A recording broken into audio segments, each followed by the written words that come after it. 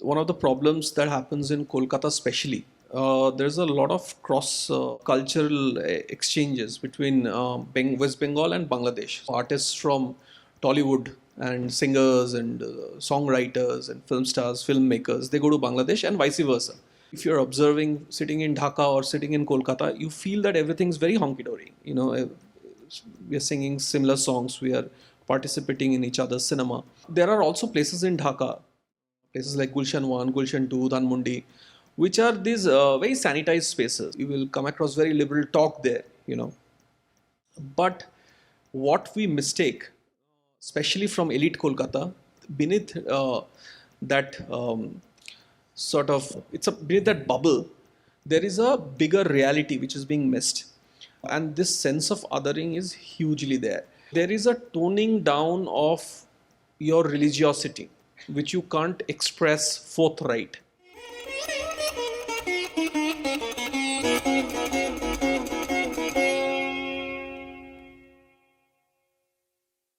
So with me is Deep Haldar. He's the author of three wonderful books. Of them, two personally I liked.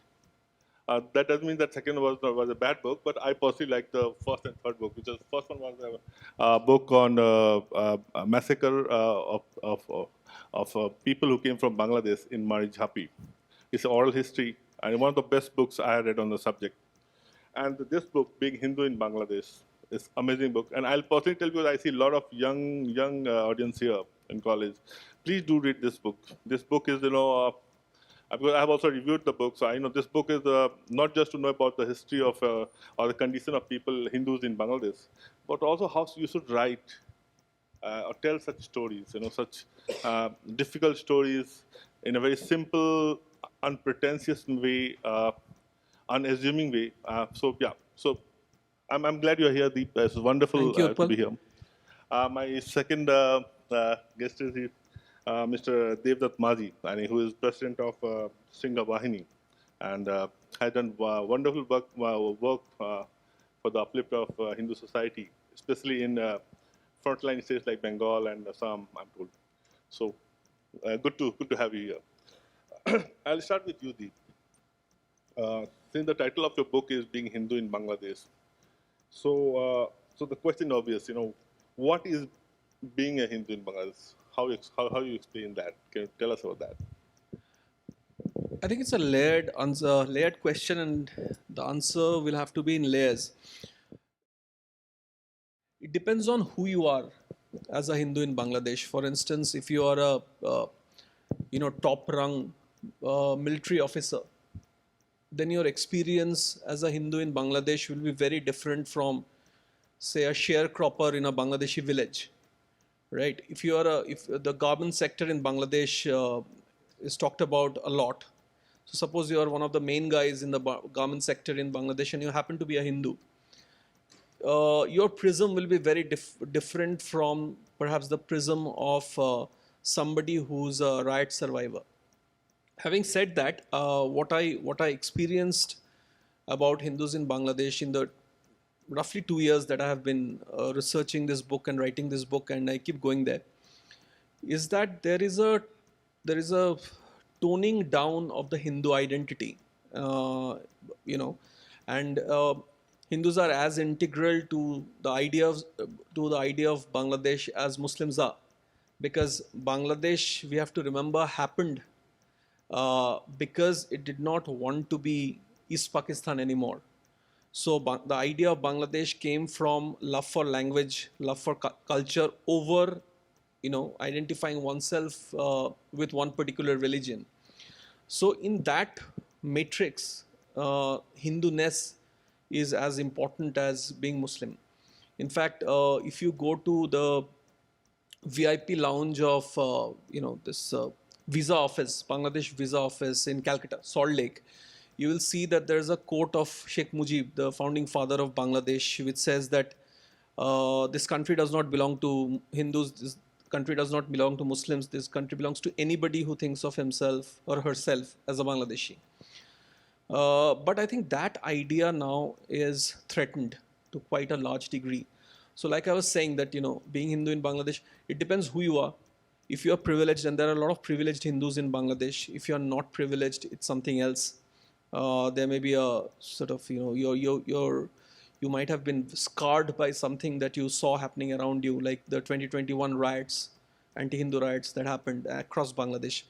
But even if you're privileged, I think there's a sense that I felt from talking to people, privileged Hindus in Bangladesh, the elite, so to speak, that they are now conscious that, they're not the first class citizens of Bangladesh. Being the other. Being the other. You have dealt. You deal with. You have first-hand experience of dealing with people coming from the other side of Bangladesh and also staying in India as migrants. What does your experience say about the situation of Hindus in Bangladesh? First of all, I would like to thank Delhi University Literature Festival 2024 and Sri Ram College, all the members, for inviting us and hosting this wonderful session, and my co-panelist Uttam ji and Utpal ji. And I would like to participate in the debate, like in the discussion. What I experience, what I feel is because I have direct experience with the victims of both Bangladesh and Bharat, who are victims of, say, Islamic expansion, violence, and all those things. People of Bangladesh, the Hindus of Bangladesh, they have no voice and no minimum security. No minimum security. I'm talking about especially the common and normal Hindus who are daily workers, school-going students, especially girls. No honor, no security, nothing. You can just imagine, in our Bharat, Kashmir, there is a mosque, Hazrat Bal. I hope you all have heard about it. Hazrat Bal. So the hair of so-called prophet vanished from the mosque maybe 2.5 decades before. And the news, maybe 3 decades before, and the news spread all over the globe and even in Bangladesh. So for a missing hair of the prophet, Hindus were butchered in Bangladesh. Can you just imagine? And there are many parts in our existing Bharat. Parts like some places in Kerala, West Bengal, Assam, where the situation is more or less similar to that of Bangladesh. Like I personally come from West Bengal. There are 3 districts in West Bengal. According to 2011 census, the 3 districts are heavily Muslim majority: Murshidabad, North Dinajpur, and Malda.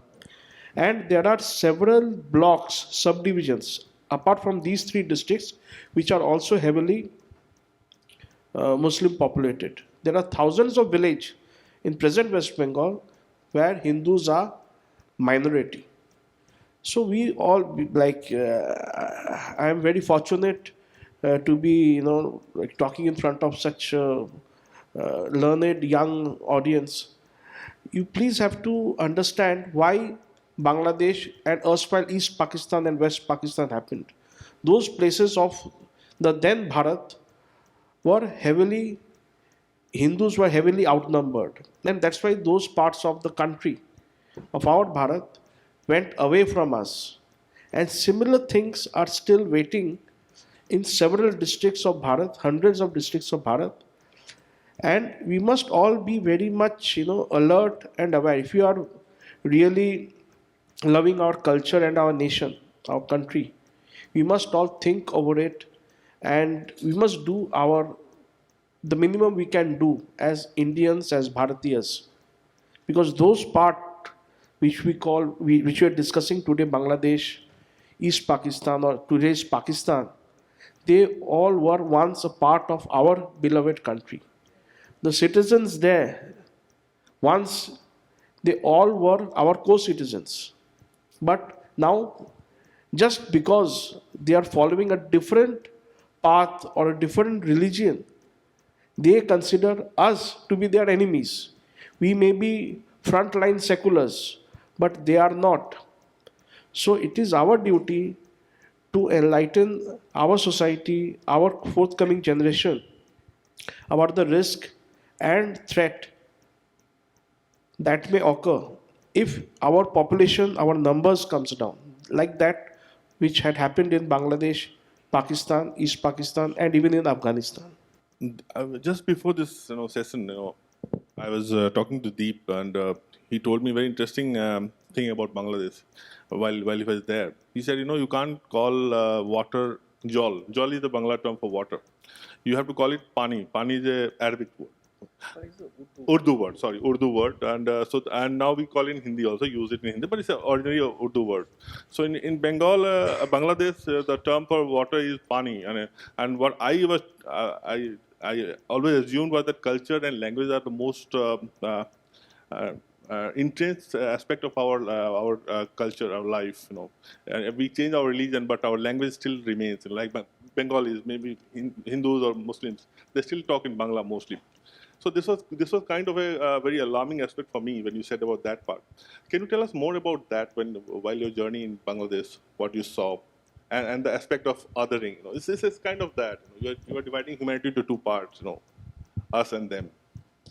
Yeah, the interesting points Devdutt said. The sense of othering you cannot miss. See, one of the problems that happens in Kolkata, especially, there's a lot of cross cultural exchanges between West Bengal and Bangladesh. So he would know a lot of artists from Tollywood and singers and songwriters and film stars, filmmakers. They go to Bangladesh and vice versa.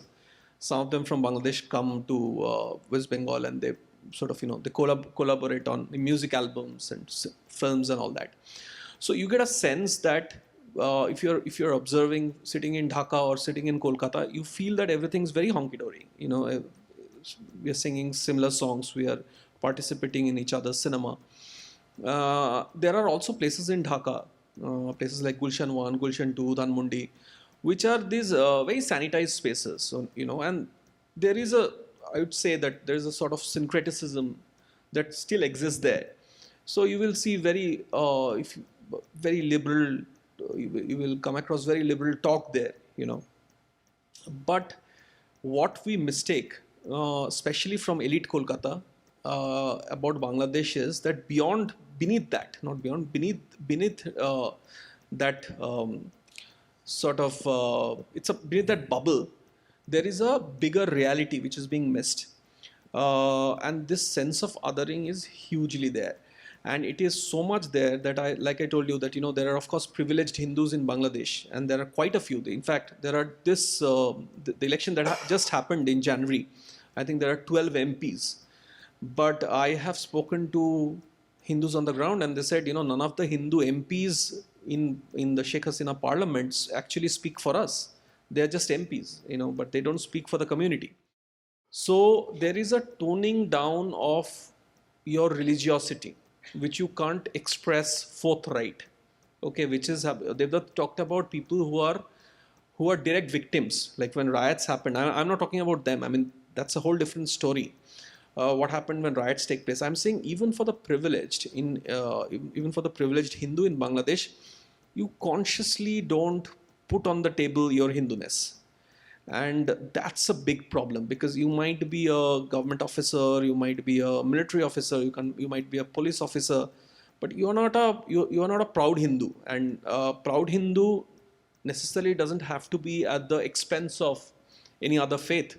You can't vociferously express your religiosity, which sense has now the sense of which has now come among Hindus or across the social divide.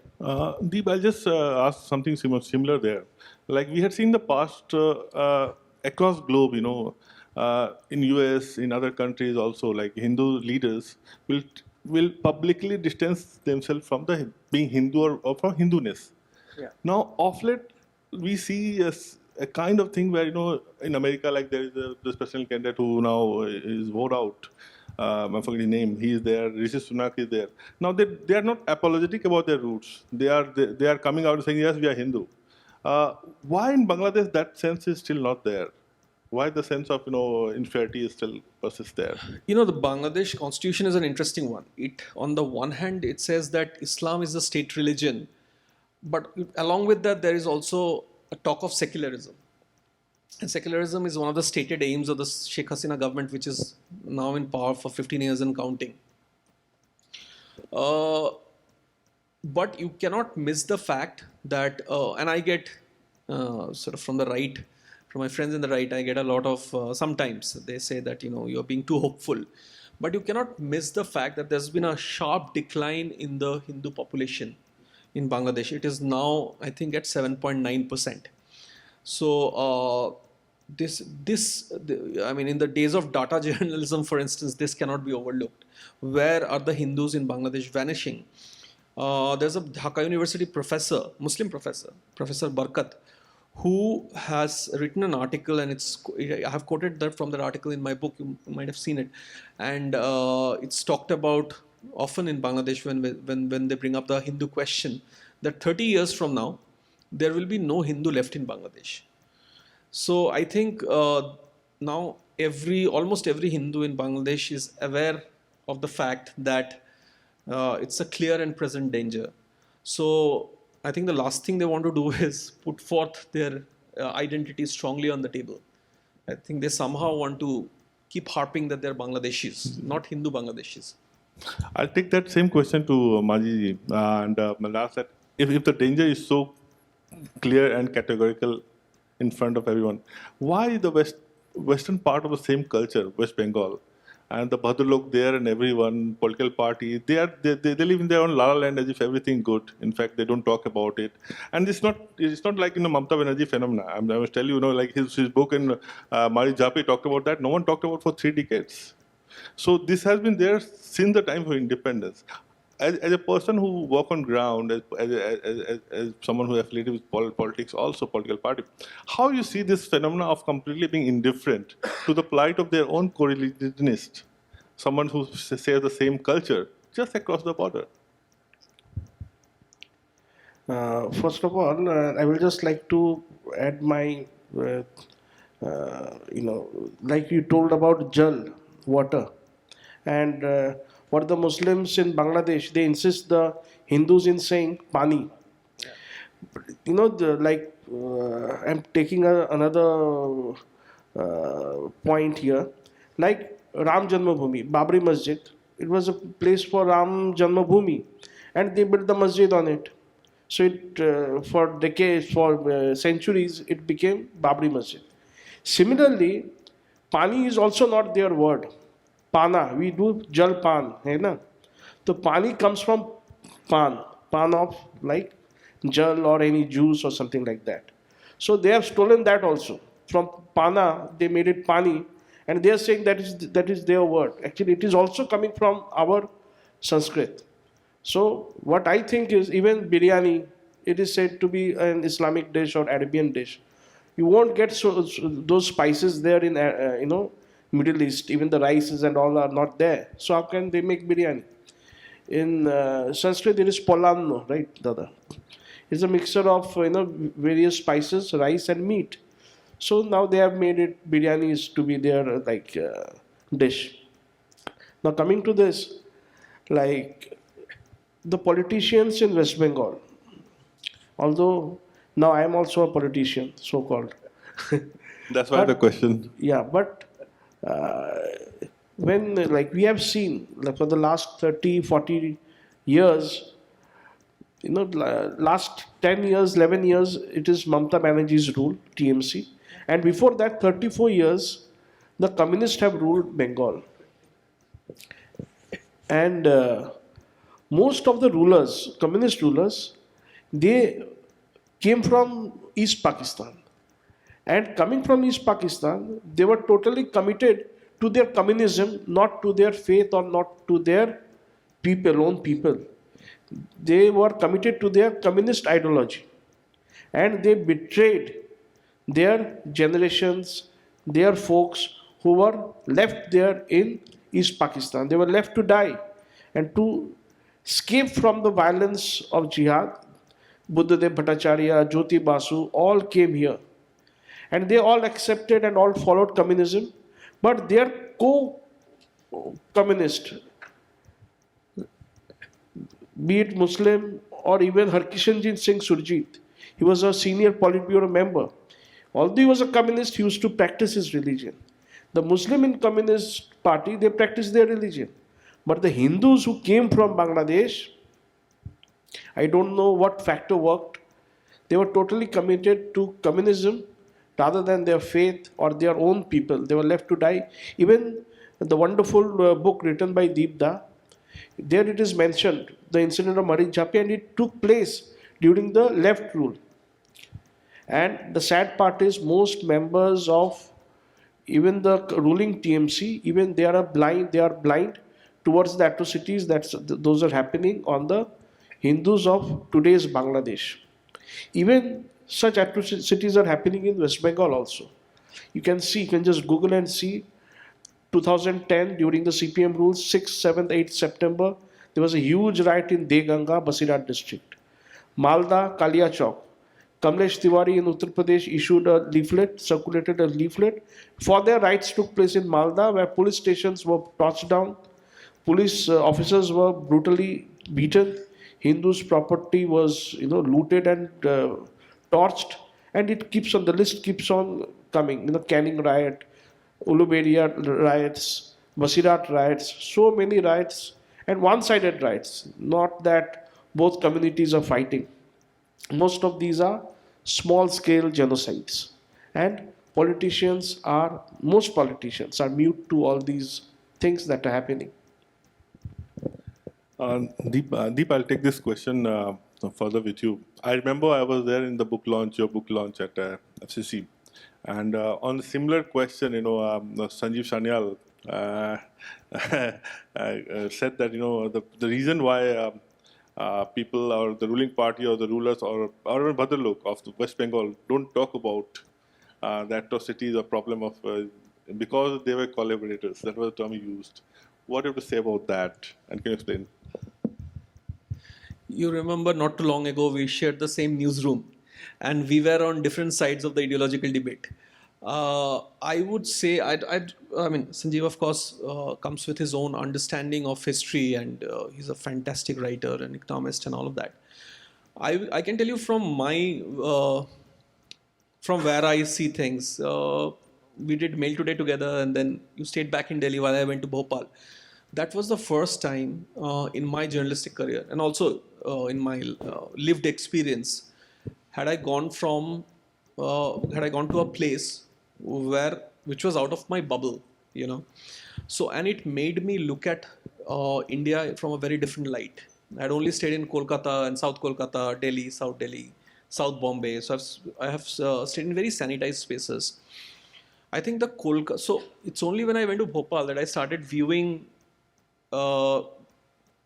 India from a very different light. I think one of the problems of Kolkata or of the Bhadralok experience is that for all the reading they do, if we are to accept that they do a lot of reading, sometimes they don't, I think their lived experience is very limited. They don't step out of their bubble. I think Devdatta will agree to this. There's a life outside Park Street or life outside Nandon, which they need to explore. And it's unfortunately true for some of the senior journalists from Kolkata as well. I think they are more ideologically, of course, their ideology, of course, plays a part in them not seeing the world from various standpoints. But I think their own lived experience is extremely limited. So because that's why I took my own example that it's only when for instance, religiosity, I have grown up being very careless about my religiosity. And it's not as if I'm very religious now, but how important a part religion plays in people's daily lives, I understood when I went to Bhopal, because my understanding of society was very, very limited. Right. So I think they just don't get it. I mean, you remind me of, somewhere V.S. Naipaul wrote something similar. He was born and early brought up in Caribbeans. So he had this identity crisis. But when he came to India or went to other places, then he realized that, since he could see himself living a kind of a Hindu blood into him, or identity, Indian identity. But I'll take the same question to you, Maisa. What do you have to say about that? That a kind of the political indifference also to the crisis, which Sanjeev Sanyal said that they were collaborators who actually captured the power after independence, and they remain in power. What do you have to say about that? Being in politics yourself. Yeah, like those the leaders after independence who are whom we have seen being indifferent to all the atrocities that took place in both side of our borders on the Hindus. They they were very much indifferent, and I think correctly said by Mr. Sanyal, they were collaborators because when the demand for a separate nation was tossed by Muslim League. That time, the then communists like P.C. Joshi, Jyoti Basu, they all echoed their voice. In fact, Jyoti Basu went on to say that, like I'll just quote in Bengali, আগে পাকিস্তান দিতে হবে তবে ভারত স্বাধীন হবে, means first you have to give Pakistan, then we will accept the independence of Bharat. So that was the standpoint of a chief minister who later went on to become chief minister of West Bengal, and he stayed chief minister I think for 25 or 30 years, almost 25 years. He tossed the words, the sentence, पहले पाकिस्तान देना पड़ेगा फिर ये देश को आज़ादी मिलेगी. So you can understand that even they were collaborators because they echoed the voice of Muslim League, who demanded the partition or of our beloved motherland, and that happened only due to heavy Muslim population, concentrated population on both sides of today's Bharat. East and West Pakistan happened, and we couldn't stop it. Deep, you were in Bangladesh covering the elections, right? And just recently. And how do you see Sheikh Hasina coming back to power? Especially from the prism of minorities there, Hindus. How do they see it? Hindus have no option apart from Sheikh Hasina, no other political option. I mean, things are not perfect under her, but the other option, like I said, there are no other options because the other party that was in power for considerable period of time in Bangladesh was the Bangladesh Nationalist Party, and it's very close. Though officially now they have they say that they are not in cahoots with the Jamaat, but even the anti-Sheikh Hasina protests that took place from October to December in last year in Dhaka and other places. Their protests were together. So the BNP and Jamaat are very closely linked. And the Jamaat's stated aim, like Jamaat has come out and said it on record till very recently that they want Sharia law in Bangladesh. So what options do Hindus in Bangladesh have apart from Hasina? So I think almost all Hindus in Bangladesh who vote in elections vote for Sheikh Hasina's Army League.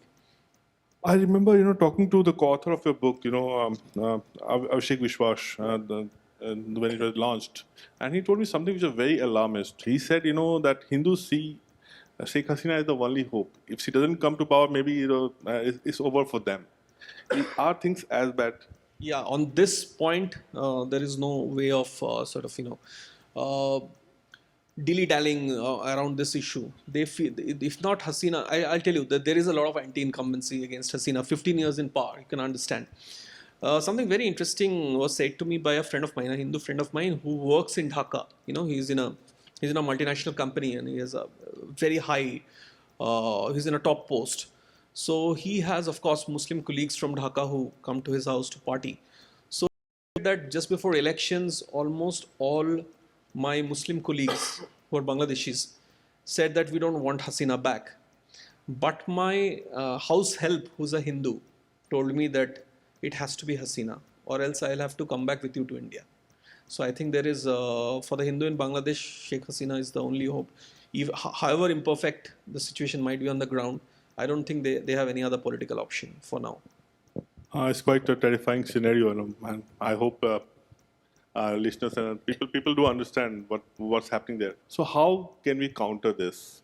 Can you explain in a very because the young students, so in a very a bit of a liberal, very sanitized way, how can we counter that? And I don't know whether this will be very much sanitized or not, but definitely what I think most people will think it to be a fairy tale sort of. Like I think the Hindus of Bangladesh, their only hope, like Hasina, with Hasina maybe they will survive for 10 years, and with others coming like Khaleda Zia and all, if they come, they will be surviving for 1 year. So they have to disappear. The only hope for the Hindus of Bangladesh, what I think, even somewhat Pakistan also, that is Modi ji. Although it sounds like fairy tale, like if USA, France, Russia, all these countries can have their military in other countries like Somalia, Afghanistan, even Pakistan, Libya, Syria, if they can have their forces there to serve the interest of Russia, France, USA, UK, and all, why not Bharat? In order to save the lives and honor of the ex-Bharatiyas. They were all ex-Bharatiyas, those Hindus. They were no way involved in that partition. All of a sudden, one morning they wakes up and they find themselves not in Bharat, they are in a new country called Pakistan. They didn't had any fault in that. So protecting Bharat's interest, ex-Bharatiya's interest, Hindus' interest, why can't we have or we explore the option of having our military in Bangladesh and maybe in Pakistan also to protect the people, the minority of those two countries. Because if those minorities were once our citizens and without any fault of theirs, their population are declining, they are butchered, they are raped, they are kidnapped every day. So to stop that, I think this is one of the logic that our military should be there protecting our interest, and the treaty that happened during the with the present Bangladesh before, like during the formation of Bangladesh, that our citizens, that the Hindus there should be protected. Now there are so many millions, like crores of Bangladeshi Muslims have entered India. You all know that in Delhi, here and there, everywhere. So proportionate land must be demanded by Bharat also, that your citizens are now in Bharat, so we demand proportionate land. And to exercise safety of Hindus and other minorities in Bangladesh, our military must be present there. This is what I think. I think about the land, I don't think Bangladesh 7 acknowledges that their citizens are in India, so that's a bit of a problematic. How do you see it, Deep? This is the last question, and I'll just give you the last word. How do you see it? How can we deal with this? It's a very difficult scenario, I'm sure there's no hard, fast way out of it. But how you say somebody who has seen there, gone there? Bangladesh is a friendly country. Sheikh Hasina and Prime Minister Modi share a wonderful rapport. There are strategic partners also. I think what India needs to look at, the Indian government needs to look at is more closely is Bangladesh civil society. So I think the conversations sort of need to happen more at the government to government level, that this is not everything is hunky dory. I was privy to something when Bangladesh Home Minister, who is still the Home Minister, Asaduzzaman Khan, had come to Delhi to meet Mr. Amit Shah. I had met Asaduzzaman Khan that very evening in Delhi. And there was a sense I got that Mr. Amit Shah very strongly brought up the issue of the anti-Hindu 2021 riots. I think those meetings need to happen much more frequently. And last one quick point, I know she's waiting. Last one quick point is, I think a lot of religious tourism needs to be encouraged in Bangladesh. Because there are lots of Shaktipits and wonderful temples in Bangladesh that are not spoken about in Bengal or rest of India. I think if tourism increases, if people in large number from India and other places go to Bangladesh, specifically those places, capitalism is a way of tiding over differences. Yeah, sobering people. So I think that's one way. But I think more importantly, India needs to take a very hard look at the civil society, not just at the government to government level talks.